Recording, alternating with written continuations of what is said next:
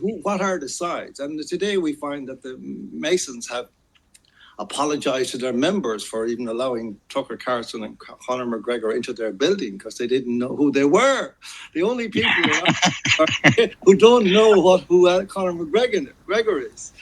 But that's what they're like. That's what they're like. That's the kind of people they are. They're like these, like, you know, all the gentlemen who have dining things and they talk about, you know, they play bridge. They wouldn't know what mixed martial arts is. Yeah. Well, I'm not sure I buy. Like, I'm not sure I buy their naivety to that level now. About that, but like, it is certainly a weird response. Like the fact that they've gone to the trouble of issuing a statement, and the mainstream media have carpet bombed social media today with this statement as like, oh, the poor. It's almost like, oh, the poor Freemasons have been, you know.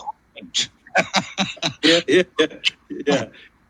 It's extraordinary, really. I mean, but the only people who really would have been in any way kind of electrified would have been people within the freedom movement, for want of a better term at this stage.